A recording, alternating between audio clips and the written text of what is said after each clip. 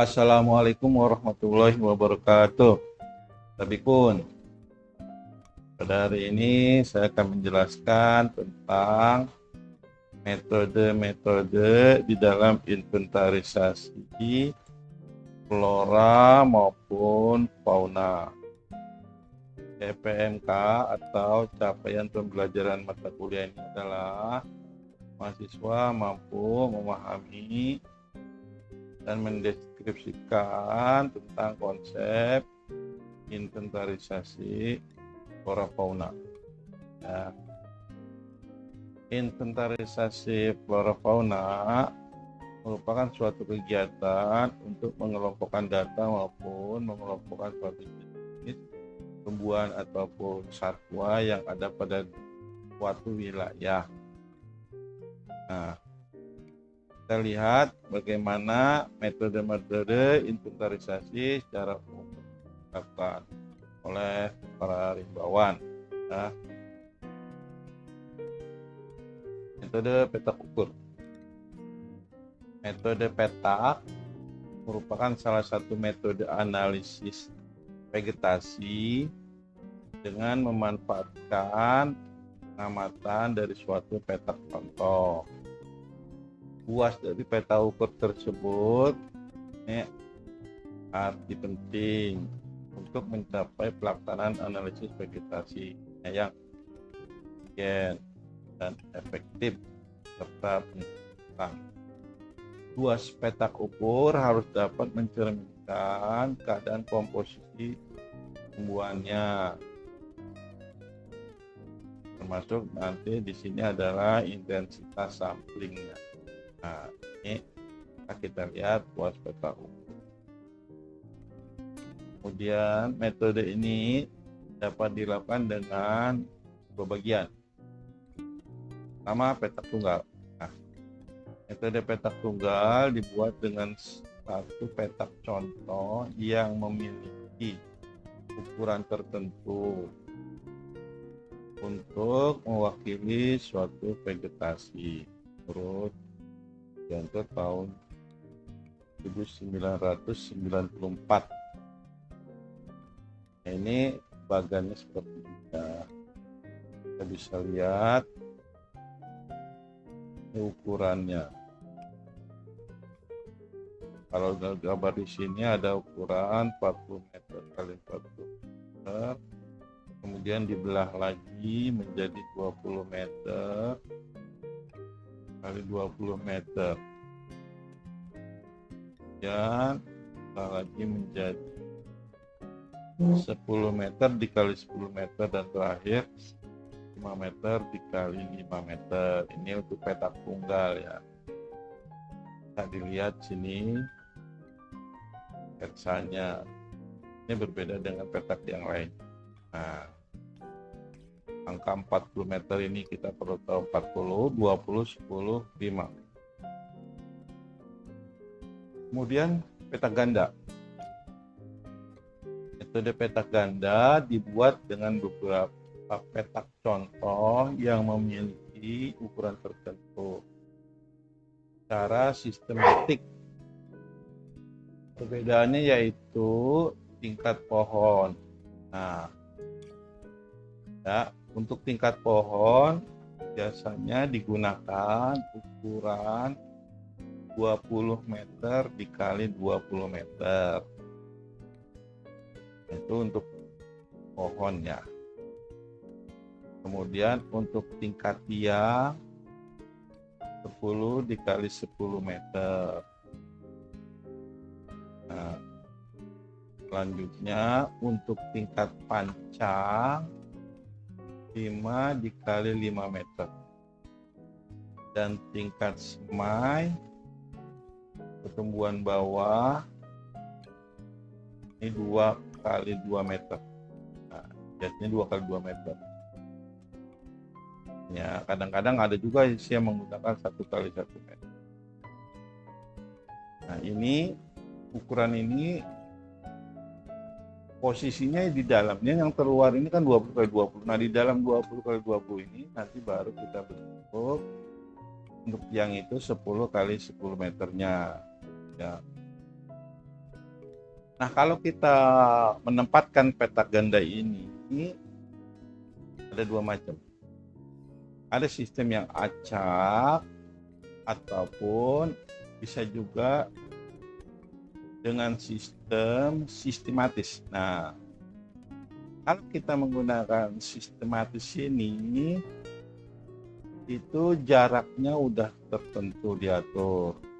Ya, kedepannya berapa, kemudian jarak jalurnya ini juga sudah ditentukan berapa. Jadi semuanya akan terwakili.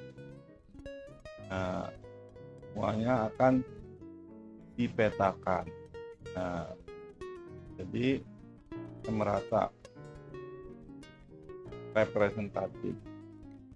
Ini yang sistematis. Ada juga yang sistem acak. Jadi jaraknya ini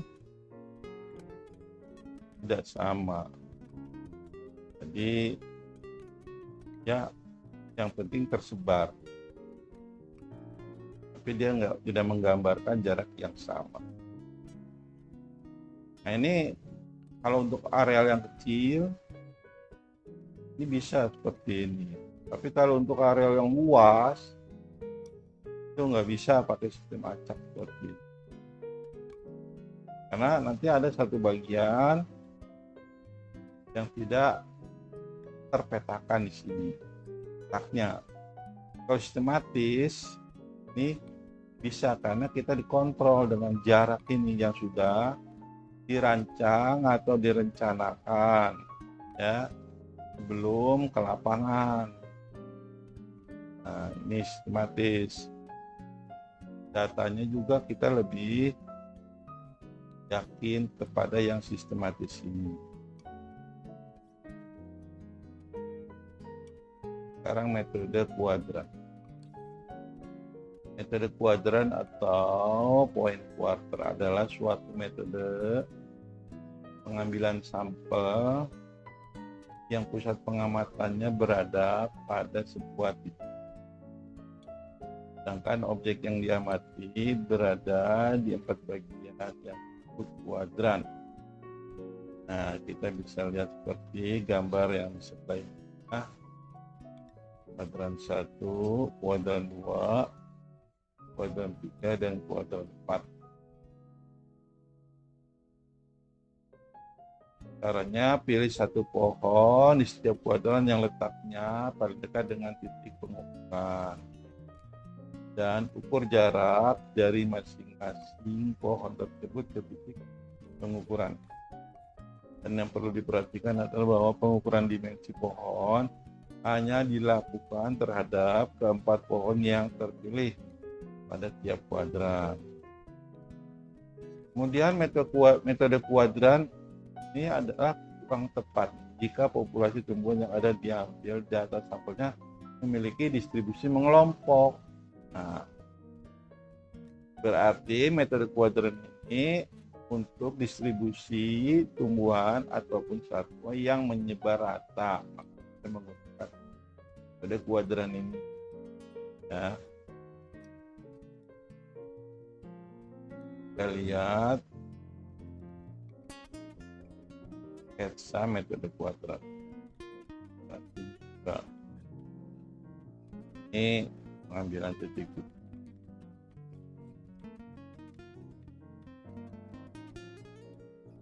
Selanjutnya metode rapid assessment, ukuran secara cepat.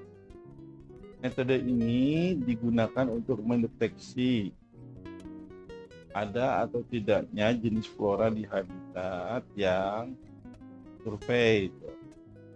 Pengamatan dapat dilakukan di mana saja. Tidak harus pada suatu jalur khusus atau lokasi khusus seperti pada metode jalur atau transek atau pada metode konsentrasi. Ya. Saya ulangi bahwa metode ini digunakan untuk mendeteksi ada atau tidaknya jenis flora di habitat. Kalau ada, diamati. Catat. Terus pengamatan ini dapat dilakukan di mana saja, tidak harus pada suatu jalur khusus atau lokasi khusus, seperti pada metode jalur transek. Nah, pengamatan cukup mencatat jenis-jenis mamalia yang ditemukan, misalnya pada suatu saat melakukan survei lokasi, berjalan di luar waktu pengamatan, dan sebagainya. Metode ini tidak dapat digunakan untuk menghitung perlukan populasi. Jadi hanya survei cepat supaya kita bisa melihat langsung. Sekarang kita melihat metode sensus. Sensus merupakan perhitungan flora dalam suatu areal pada suatu waktu tertentu atau pada interval waktu tertentu. Sensus merupakan perhitungan flora dan areal sampel pada waktu tertentu dan interval tertentu. Nah, ini menurut Abianya. Jadi seperti ini. Jadi metode sensus sebenarnya metodenya ini untuk menghitung semua yang akan kita simpan. Nah, jadi dihitung semuanya.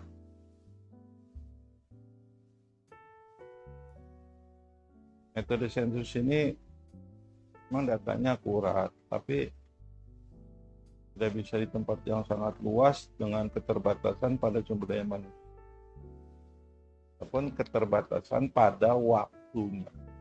Nah, kalau misalnya dan keterbatasan ini juga pada suatu area nggak bisa terlalu luas, sehingga banyak satwa yang tidak tercatat kalau luas. Nah, gitu ya. Metode acak berpasangan. Metode acak berpasangan merupakan metode yang dibuat garis lurus menurut arah kompas di daerah penelitian. Pada sepanjang garis itu dengan interval tertentu diambil titik pengukurannya. Jadi kita lihat pada titik pengukuran dipilih tumbuhan yang terdekat.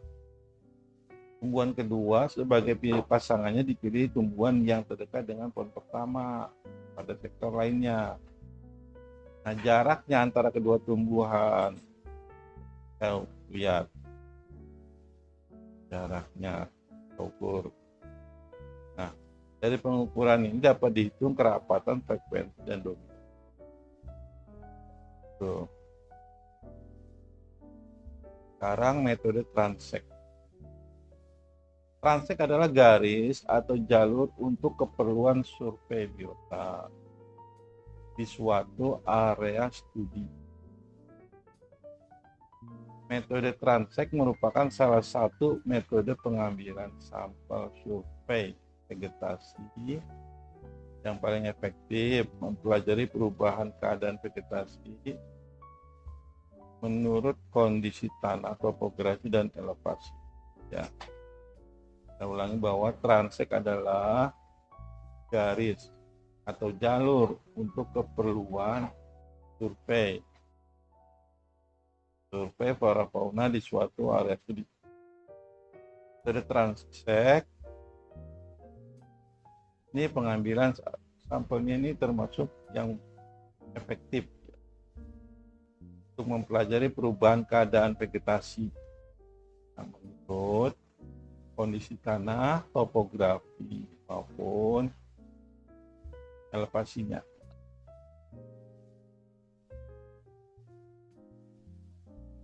Kita lihat seperti pada gambar ini bahwa semakin rapat jarak antar garis pengamatan, maka semakin teliti. Jarak antar garis dapat ditentukan secara sistematik, apakah 200 meter ataukah 500 atau bahkan 1000, tergantung intensitas sampling yang akan kita ambil.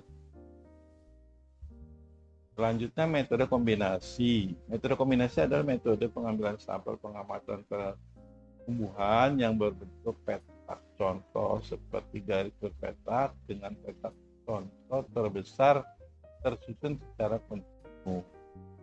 dalam jalur pengamatan. Metode ini adalah modifikasi dari metode jalur dan garis berpetak. Ya, itu metode kombinasi.